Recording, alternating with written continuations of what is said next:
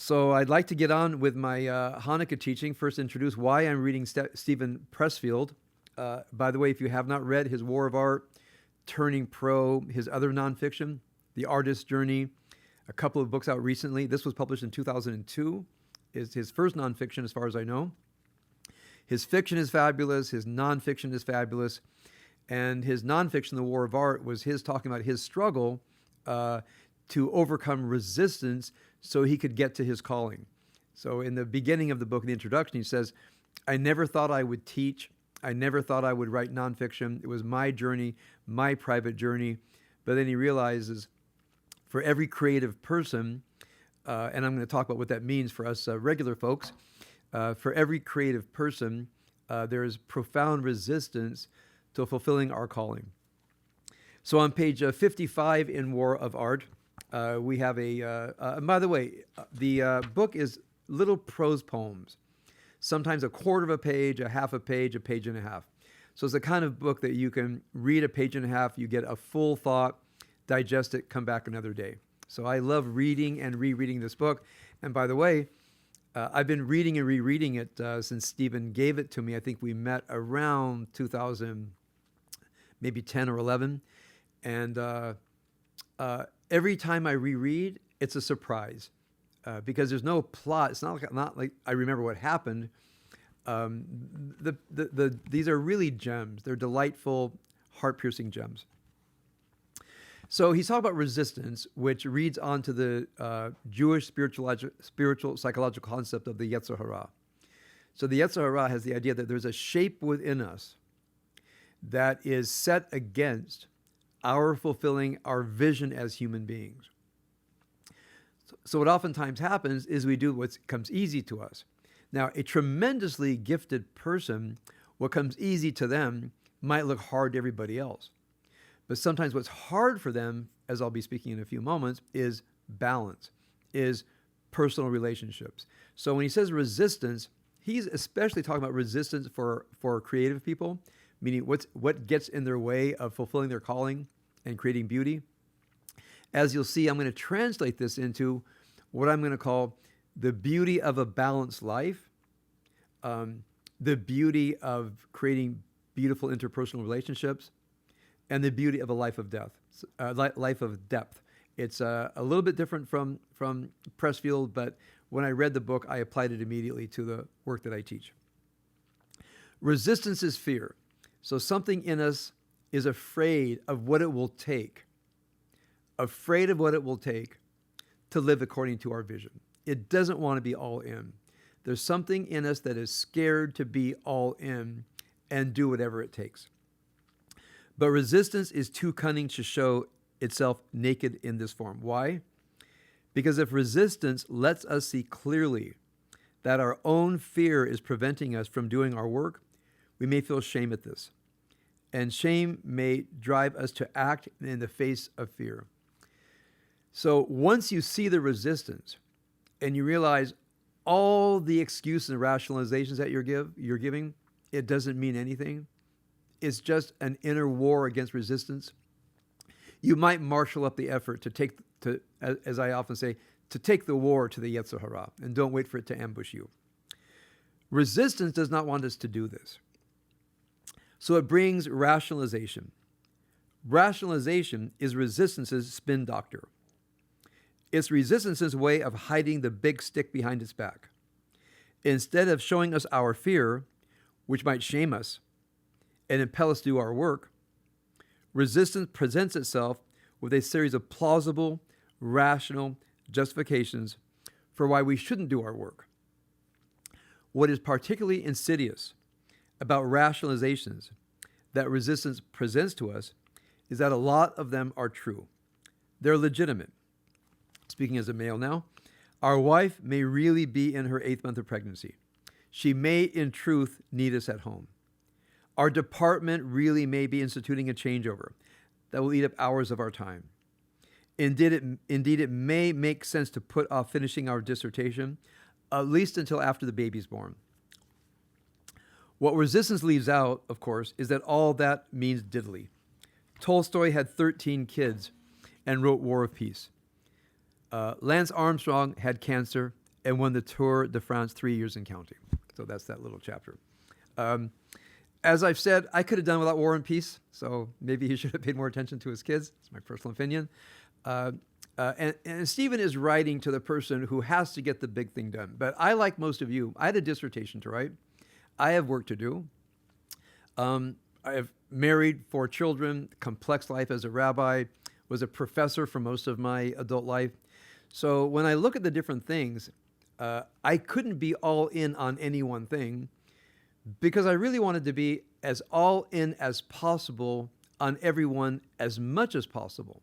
So I think for us regular folks that aren't gifted like Stephen Pressfiled, who has a true calling to be a writer, and thank God he followed his calling because everything he's written has benefited me. And the other great writers that I benefit from and share with you, I think of Roberto Saggioli and Dan Siegel, Glasser, Ellis, just a fabulous list of books that have just touched my life. Paul Tillich, Suzanne K. Langer.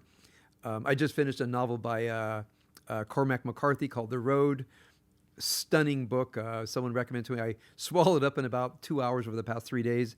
But I'm so profoundly grateful for the authors, for the musicians, for the artists, that they found a way to be all in.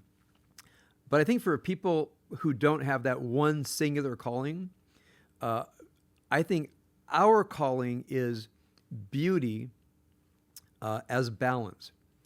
Meaning, if I look at all of the things that I need to do, what has plagued me is giving too much force to things, more energy than necessary, not reserving enough energy back to fulfill that great spiritual psychological rule, is you don't apply more of the inner dynamo than is necessary to a given thing. And so you have to plan your day, you have to plan your week by the day. You hear me say sometimes that calendar is king and clock is queen. You have to look at your calendar, that everything I want to do has to go in its right time. If it's not fitting, then I'll readjust for next week. But the problem is, number one, getting, for me, and I think maybe some of you, trying to do things without the proper balance, without the proper energy, getting exhausted, allowing oneself to become stressed, and then either conking out from stress or getting ill and so forth. And when I read the book and I thought about my resistance, I think my resistance has been a life of balance. Now, you know that the third sphira of the lower 7 sphirot is called truth and beauty. So in the balance of beauty, one does have to evaluate. When I look at the core of my being, when I look at my authentic self, do I really need to be doing this? Or am I doing it for some other motivation? And that's one thing that I have to check each day. What am I doing? And sometimes I reevaluate week by week and day by day. And this is what I'm recommending from his book. Whatever we're doing, whatever we're giving our energy to, hopefully we create something of beauty in the sense of beauty as harmonious assemblage of things that live in tension with each other. So one thing that creates harmony is elements in tension with each other that are brought into a beautiful form.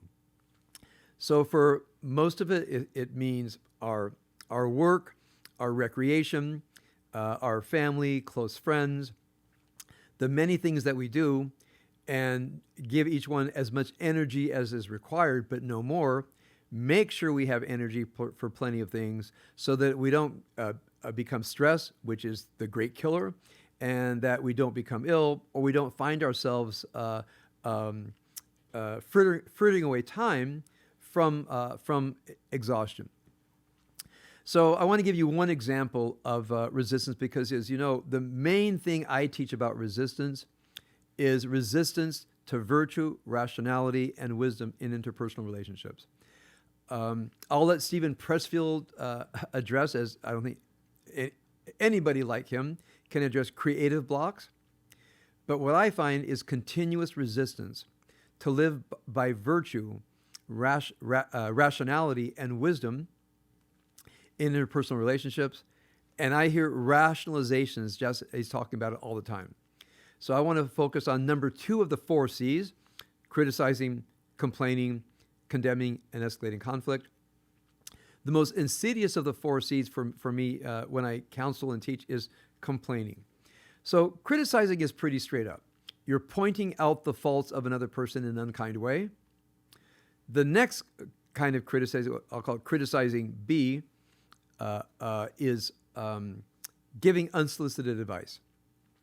Now, the reason I want to put that at the top, because it is so common and oftentimes so devastating to a young person who feels that they have to please a parent, they have to follow their advice, which is sometimes doesn't make sense, not contradictory, not connected to the soul of the child.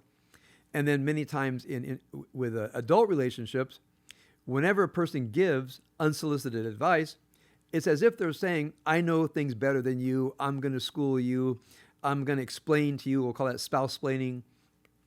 And sometimes people get upset and say, don't tell me what to do, I don't need your advice. But it's good advice, and then things escalate. So under no criticizing, I'm going to put no unsolicited advice. You always ask. May I have a moment of your time? Sure.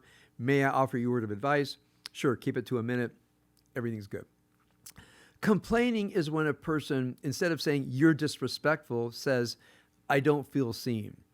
I don't feel respected. They think they're talking about their feelings, but it's actually a criticism issued in a subtle complaint of I feel, I wish, versus you are. People aren't dummies. They understand that when you say I feel, I wish, what you're really saying is you are, meaning it's a criticism. The other kind of complaint is the complaint of why. And just this in my recent teaching, I had several new people, and it's hard until people watch. For example, people who are just introduced to wisdom work, which is overcoming resistance to creating beautiful interpersonal relationships. They don't understand how insidious the word why is until I ask people not to use the word for a week. If you are truly curious about something, you can say, instead of why did you do that, would you please explain to me your reasoning and your motivations? Don't say why. If you want to say, why is it so hot today? You can say that for a factual thing, not about the person that you're talking to. But many times when people say, why do you do that? They're really not asking for inner reasoning and motivations. If they were, you could say, do you really want me to sit here now and plumb my inner depths and share with you my reasoning and motivation? I've never heard the other person say, yes, that's exactly what I want. They say, no, that's not what I'm saying. I just don't understand why you do it. So they go back to the why. Now, what the person asking why is not doing is doing the heavy lifting of not saying the word why and saying, I don't like it. Meaning, if it's a complaint, say it square. Because if they were to say it square to themselves before they said it, they'd be ashamed of themselves. Because they realize what I'm saying is, I don't like it that you eat that. I don't like it that you do that. They say that they are revealed as being terribly judgmental, which they are. But they hide behind, but I just asked why. It's a rationalization. So as I look at the different parts of the impediments to beauty in interpersonal relationships, one is the insidiousness of these subtle complaints, especially the why question. I want to share with you one other insidious thing that I think reads onto this so well, where people explain why they won't center themselves, don't talk, take a breath, go deep inside, reset, say what you need to say, briefly, kindly, clearly, stop talking, let the other person talk. Okay? So the training is I have to be able to be alert when my body tenses up, because it starts in the body. That's the wisdom practice. Train yourself to be aware. When you start to feel upset, disappointed, defensive, don't talk. First rule, don't talk. Take a breath.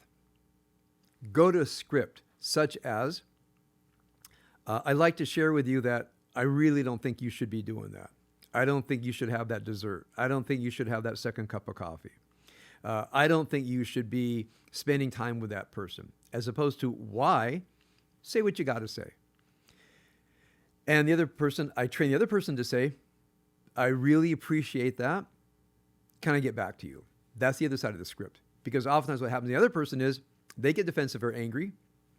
They feel judged. They feel bossed around. They have to center themselves and not become defensive and say, okay, that's good information for me. I love you. I trust your judgment. Can I go think about that? Whatever happens next has to be conducted in the same way. But here's what people do.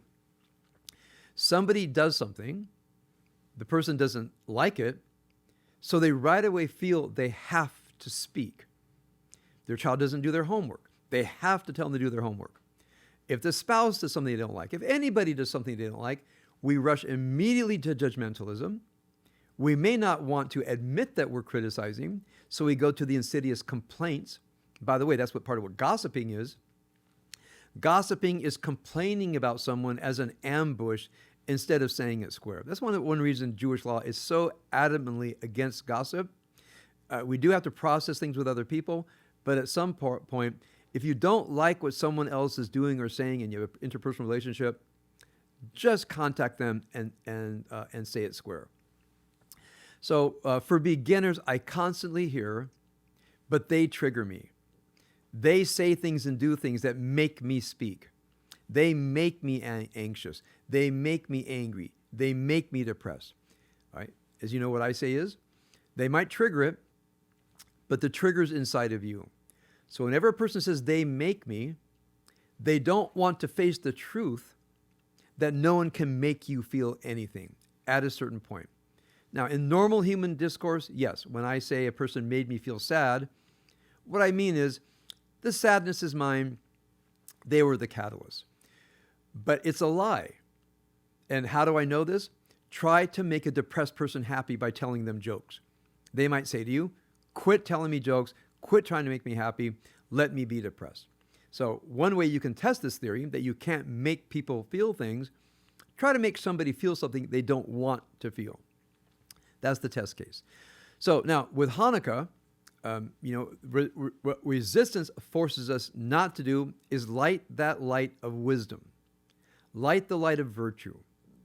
Light the light of that helps us create beauty and live lives of truth.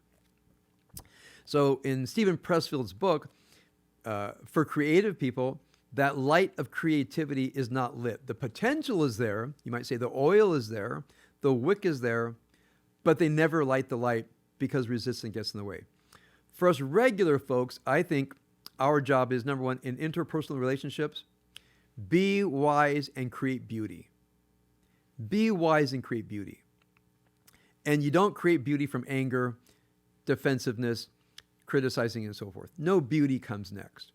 If you got something to say it straight, say it true, let them talk. And remember, the point is not in those 2 minutes of that conflict. The point is in a lifetime. We're all going to die one day. Whatever this relationship is, even if it's a lifelong relationship, it's going to end because someone's going to die before someone else in the normal course of things. And I think we're going to look back in relationships and say, there are so many moments of possible beauty that I was not attentive to because I was so invested in my feelings, so invested in what they did. So what if we could consciously say to ourselves, maybe I don't have a great book to write, but I have a great relationship to make a work of beauty. Maybe the balance of my life, when a person walks around stressed or depressed or anxious, that's your work of beauty. That's your sculpture. That's the composition that you need to do. So if you look at the book and say, what does this have to do with wisdom work, the name that I give to the things that I teach, it's because we have to define what our calling is, what our beauty is in our day-to-day life, and then look for the resistance. And it's usually the Yetzer Hara giving us rationalizations of why we are excused from the calling of creating beauty in our day-to-day lives. All right, that's my teaching for